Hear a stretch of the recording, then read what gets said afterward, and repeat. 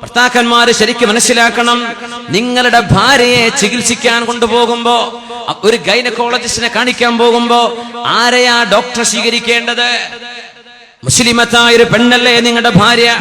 നിങ്ങളുടെ ഭാര്യയെ ചികിത്സിക്കേണ്ടത് നിങ്ങൾ ആദ്യം നോക്കേണ്ടത് മുസ്ലിമത്തായ ഒരു ഫീമെയിൽ ഡോക്ടർ ഉണ്ടോ എന്നാണ്. ഒരു പെണ്ണ് ഡോക്ടർ ഉണ്ടോ എന്നാണ് നോക്കേണ്ടത് ചികിത്സിക്കാൻ. ഫീമെയിൽ ഡോക്ടർ ഉണ്ടോ, പെണ്ണ് ഡോക്ടർ ഉണ്ടോ, മുസ്ലിമത്തായവൾ. അങ്ങനത്തെ ഒരു ഡോക്ടറും ഒരു ഹോസ്പിറ്റലിലും കിട്ടണില്ല നമുക്ക് ആക്സസിബിൾ ആയിട്ട്. എങ്കിൽ മുസ്ലിം അല്ലാത്ത ഒരു പെണ്ണ് ഡോക്ടർ, ലേഡി ഡോക്ടർ ആവണം. അടുത്ത ചോയ്സ് അതാണ്. നിങ്ങളുടെ ഭാര്യയ്ക്ക് പ്രസവമായി തുടങ്ങി. ഗൈനക്കോളജിസ്റ്റുകൾ എന്ന് പറഞ്ഞാൽ മനുഷ്യന്റെ ഔറത്ത് കാണുന്നവരാണ്. പുരുഷന്മാരൊക്കെ പെണ്ണുങ്ങളുടെ ഔറത്ത് കണ്ടാൽ എന്താണ് അവസ്ഥ? പുരുഷന്മാർ ഇറങ്ങി നിന്ന് കൊടുക്കാണ് മെയിൽ ഡോക്ടർക്ക്. പുരുഷനായ മുസ്ലിമോ അമുസ്ലിമോ ആയ ഡോക്ടർക്ക് പെണ്ണിന്റെ ഔറത്ത് പരിശോധിക്കാൻ വേണ്ടി നിന്നു കൊടുക്കാണ് പുരുഷനായ ഭർത്താവ്. ഹറാമല്ലേ നമ്മളാ ചെയ്യുന്നത്? അള്ളാഹുവിന്റെ മുമ്പിൽ കുറ്റമുണ്ട്. പെണ്ണുങ്ങളെ മനസ്സിലാക്കിക്കോളൂ, നിങ്ങൾക്ക് പ്രസവ സംബന്ധമായോ അല്ലാതെയോ, പ്രസവത്തിന് പ്രത്യേകിച്ചും ഗൈനക്കോളജിസ്റ്റുകളെ കാണുന്നുണ്ടെങ്കിൽ മുസ്ലിമത്തായ ഗൈനക്കോളജിസ്റ്റ് ഉണ്ടോ എന്ന് നോക്കിക്കോളൂ. ഒരൽപ്പം അങ്ങ് കോട്ടക്കലിലേക്കോ ചെമ്മാട്ടേക്കോ യാത്ര ചെയ്താൽ പോലും നിങ്ങൾക്ക് അതാണ് ഖൈർ. ഒന്ന് ദൂരെ പോയാലും അതാണ് ഖൈർ. അത് കിട്ടാനില്ല എങ്കിൽ നിങ്ങൾ മുസ്ലിമത്തല്ലാത്ത ഒരു പെണ്ണ് ഡോക്ടർ ഉണ്ടോ നോക്കണം. ഭർത്താക്കന്മാരിത് ശ്രദ്ധിക്കണം.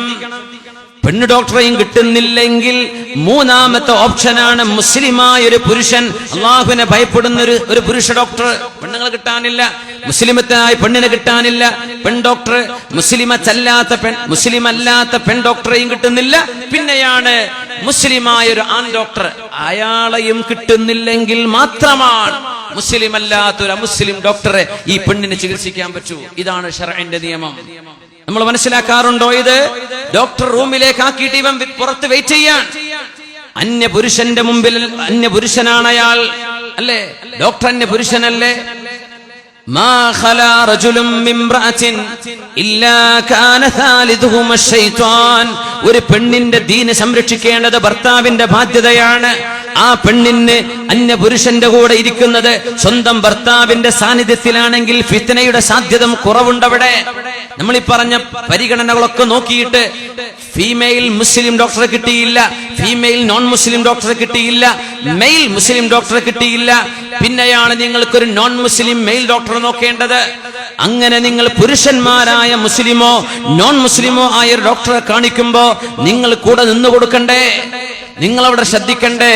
പെണ്ണിനെ അനസ്തേഷ്യ ചെയ്തു കഴിഞ്ഞാൽ, ബോധം കെടുത്തിക്കളഞ്ഞാൽ അവരുടെ ഔറത്ത് വെളിവാകുന്ന അവസ്ഥ വരും.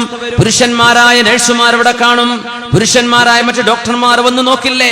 ഒരു പെണ്ണിന്റെ ഔറത്ത് അന്യ പുരുഷന്മാർ കാണുന്നത് ഒരു കുഴപ്പമില്ല എന്ന് ചിന്തിക്കുന്ന ഭർത്താവ്, ആ ഭർത്താവിന്റെ പേര് ദയ്യൂസ് എന്നാണ്. നാളെ അള്ളാഹു മുഖത്ത് പോലും നോക്കില്ലെന്നാണ്.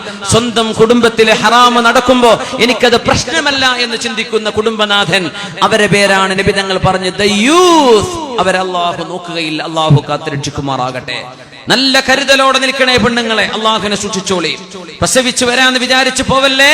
നിങ്ങൾക്ക് അനുയോജ്യരായ ഡോക്ടർമാരെ നോക്കിക്കോളി, ആൺ ഡോക്ടർമാരെ നോക്കി ഓടണ്ട. ദയവ് ചെയ്ത് പെണ്ണുങ്ങളൊന്ന് ഗൈനക്കോളജിസ്റ്റുകളായി പഠിച്ചോളൂ. കുറെ നല്ല ഡോക്ടർമാർ, ഫീമെയിൽ മുസ്ലിം ഡോക്ടേഴ്സ് നമുക്ക് ആവശ്യമുണ്ട് നമ്മുടെ ദീൻ സംരക്ഷിക്കാൻ.